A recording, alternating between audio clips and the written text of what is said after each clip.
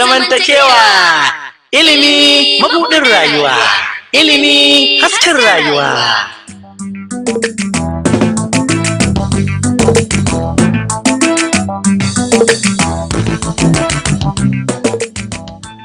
Masu sauraro, yau ma kamar kullum Kamilu Saminu zuwa ciki ne tare da ku a cikin shirin ilimi zamantakewa.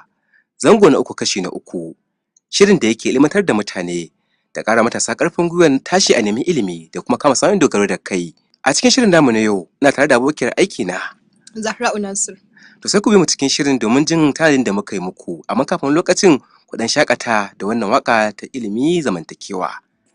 Ilimi ne za ka gane duka a yankanka, ba jahilci balle a gane kanka juyarka, kuma za ka kiyaye shawarar barbar bisa afkaka, kuma daga tafiyarka za ka yi ta a kanka a kan doka, in an bincike ka a rayuwa ba za a ga gyara ba.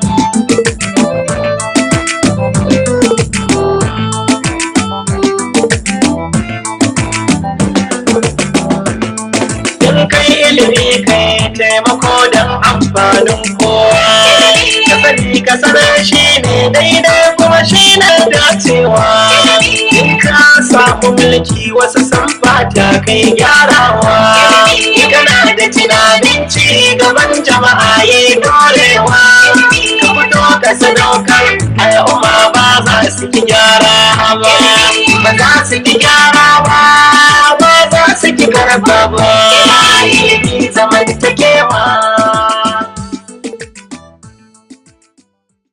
To da fatan dai wannan baitocin waka sun faɗakar da masu sauraro, kuma alsa saƙon da ke cikin baitocin sun amfanar da al'umma. A cikin shirin namu na yau muna tare da babban baƙonmu mai suna Yusuf Ibrahim Kofar Mata. Dr. Yusuf Ibrahim Kofar Mata matashi ne ɗan uwanku wanda kuma samu damar yin karatu. Kuna jin da ya ce dakta, kun san cewa dakta ne na ilimi ba na ɓangaren lafiya ba, kuma wannan mataki ne da ba kowa ke kai shi a ilimi ba. Digiri na 1, digiri na 2, digiri na 3. Babu shakka dakta ne na ilimi, kuma zai muku bayani matakan da ya bi har ya samu wannan ilimi ya zama yana da mataki na dakta. Dr. Yusuf Kofar Mata, wani fanni na ilimi ka karanta? Ni dai na karanci ilimi na fannin tattalin arziki, ko kuma a ce tsimi da tanadi, wanda yake shi gaba ɗaya al'amari ne na ya za a tanada arziki, ya za a juya shi, kuma ya arzikin zai ci gaba. Wannan shi ne abin da na karanta. To da turanci ana ce mishi economics. A wacce makaranta ka samu wannan mataki na ilimi? Farko dai na yi karatu a Jami'ar Bayero, wanda na fara a shekara ta 2004 zuwa 2005. Kuma na gama digiri na farko a shekara ta 2008 zuwa da 9. Bayan daga nan na tafi bautar ƙasa, daga nan na daga bautar ƙasa kuma na fara digiri na biyu, wanda ake kira masters na wanda ake ce mishi MSc Economics. Kuma ka san shi wannan MSc Economics yana da bambanci da sauran masters, domin masters ne wanda yake na ƙwararru, wanda za a koya maka bincike, wanda daga nan kuma za ka iya ma fara koyarwa a jami'a. So alhamdulillahi na samu nasarar gama wannan masters ɗin nawa da sakamako mai kyau. Daga nan kuma na tafi ƙasar waje, ƙasa da ake kira Malaysia, wanda ka san daga Najeriya zuwa Malaysia ya kai wajen mile 17,000. Tafiya ce muka ta yin ta a ruwa ba dare ba rana, duk san jirgin ka sai ka gaji da shi, domin mu ansa kiran manzon mu da ya ce mu nemi ilimi a duk inda yake. To daga nan fa muka tafi, wanda na je ƙasar Malaysia. Daga ƙasar Malaysia na tashi na tafi bakin boda, wata makaranta ita ma ta ƙwararru, wacce take gaba ɗayanta kusan ta social science ne. Abinda ake nufi da social science shine a kimiyya ta zamantakewar ɗan adam. To a nan ne na je, wacce ake kira da suna University Utara Malaysia. A nan ne karatun PhD ɗina, ko kuma a ce doctorate digiri na 3, kuma da taimakon Allah muka gama cikin lafiya. To Dr. Yusuf Kofar Mata, masu sauraro za su so su ji dalilin da ya sa ka zaɓi wannan fanni na ɓangaren tsimi da tanadi. To alhamdulillahi, da farko dai tunani na dai in karanci ilimin science, a kimiyya da fasaha. To sannan kuma sai na samu canjin ra'ayi goshin gama makaranta ta secondary school. To me yasa na samu canjin wannan ra'ayi? Na yi tunani na ga cewa na duba fannoni da yawa cewa akwai ɓari na accounting, business da sauransu wanda yake duk dai ku kun fi mu sanin su da Hausa. To alhamdulillah sai na ga cewa wannan ɓari na tsimi da tanadi shine mafi amfani, shi kuma yafi cancanta a tsarin zamantakewar ɗan adam, domin kin san duk rikicin duniyar nan da kika duba da labarai da ko ina zaki ji an ce masanan tattalin arziki, in yaƙi ne zaki ji an ce saboda tattalin arziki ake yin sa, in ma matsaloli ne na aure sai ka ji an ce matsalar tattalin arziki ce ta kai duk matsalolin duniya ma sun ta'allaka da wannan tattalin arzikin. Shi yasa daga nan ne sha'awa na ce to bara ni ma in je in faɗa domin in zama ƙwararre a wannan ɓari na tattalin arziki. Kuma a yau dai matsalolin da ƙasashen duniya suke ciki da kuma Najeriya, ke kanki dai ba sai an ce miki menene tsimi da tanadi ba. To wannan dai shi ya bani sha'awa na shiga, kuma alhamdulillah gashi kuma na ga bayansa. Shin Dr. Yusuf menene tunaninka akan wannan ilimi da ka karanta? Sannan kuma menene burinka? Sa'annan kuma me ka amfana da shi? Sannan kuma me ka ilmantar da mutane duk daga wannan ilimi da ka karanta?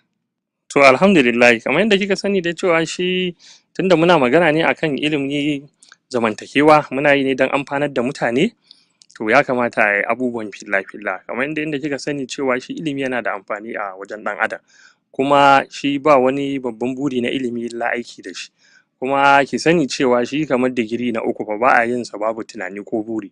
Kai in baka ƙirƙiro wani abu sabo ba ma ba yanda za a baka wannan kwali, domin karatu ne na ƙwararru na bincike da kuma sai ka zo da wani abu wanda kusan babu shi.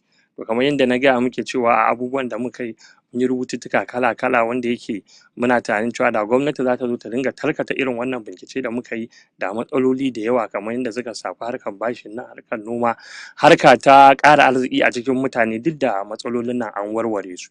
Kuma kamar yadda kika sani ƙasashe da suka ci gaba, wannan bincike da 'yan ƙasarsu suke yi, to shine fa suke ɗaukowa suke turawa ma'aikatu ake amfani da shi, sa'ad da suka ci gaba.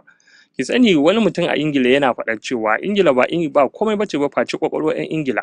Ƙwaƙwalwar Ingila aka gina suke ci da Ingila gaba.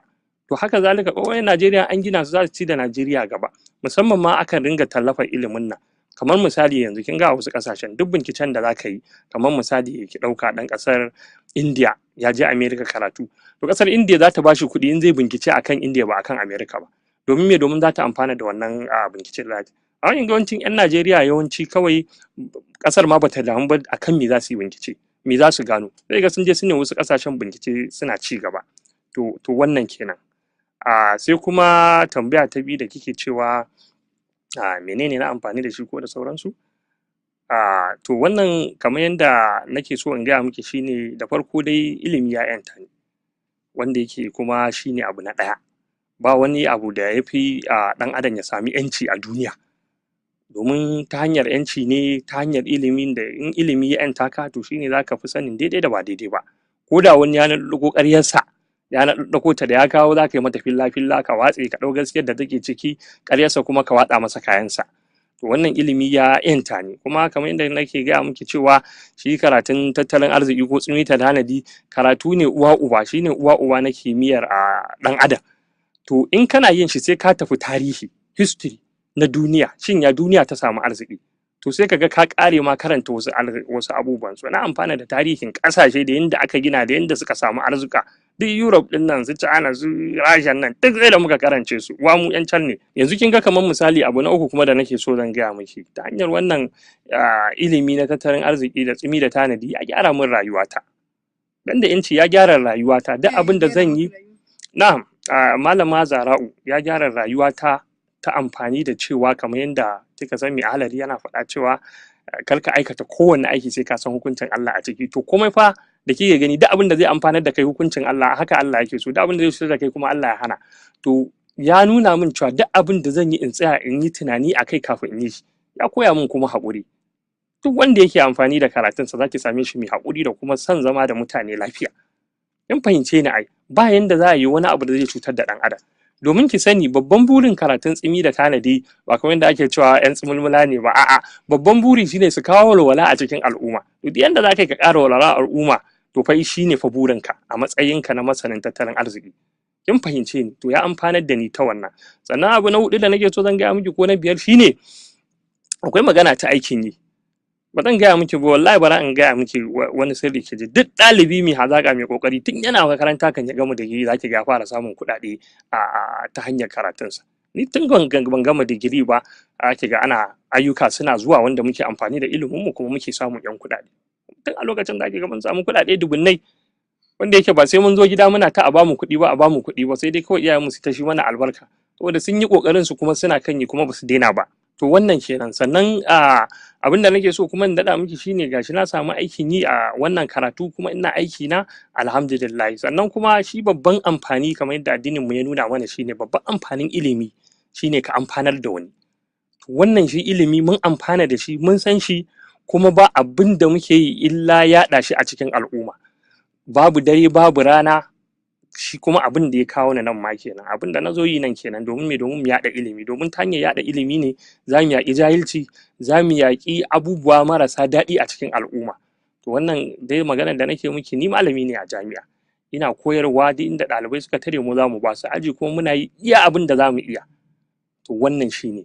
To matasa yan uwana kuma sauran wannan hira ne da Dr. Yusuf Kofar Mata wanda ya karanci fannin tsimi da tanadi a jami'o'i daban-daban kuma da digiri har guda 3 amma gashi ta ɗauko daɗi kuma lokaci ya riga ya cin mana dole mu kintsi a nan insha Allahu a cikin shirin ilimin zamantakewa zango na 3 kashi na 4 za mu ɗora da wannan matashi ɗan uwanku domin jin wasu fa'idodi na wannan ilimi na tsimi tanadi. Masu sauraron shirin ilimin zamantakewa za ku yi bibiyan mu ta shafukan sada zumunci kamar haka don bayyana ra'ayoyinku. Facebook ilimi zamantakewa, YouTube ilimi zamantakewa, Twitter @ilimi zamantakewa. Haka kuma za ku iya aiko mana saƙon bayanan ra'ayoyinku a adireshinmu na email a dandalin tallafawa matasa @gmail.com ko kuma shafinmu na yanar gizo itmm-iyantama.com. Za ku yi aiko saƙonninku a lambar mu ta wazo 0800-93-84-88 wato 0800-93-84-88. Haka kuma za ku iya ziyartar babban shafinmu da mu tattaunawa da ku a dandalin tallafawa matasa.ning.com. To masu mu muna da zuwan saƙonninku kafin zuwan shirinmu na gaba wato ilimi zamantakewa zango na 3 kashi na 2. Kafin wani lokacin suna Kamilu Saminu zuwa ciki ke muku sallama tare da abokiyar aikina Zahra'u Nasir. Mu tashi matasa ne ilimin koyon kowane fanni. Ilimi zamantakewa. Kuma kyale zaman banza kuma kyale rudin shaidani. Ilimi zamantakewa. Ilimi ne gatan rayuwa jama'a na yono ne. Ilimi zamantakewa. Ilimi ne mai babban sani ko ba da majanyi ba. Ilimi zamantakewa ba mu kirkiri gaya ba.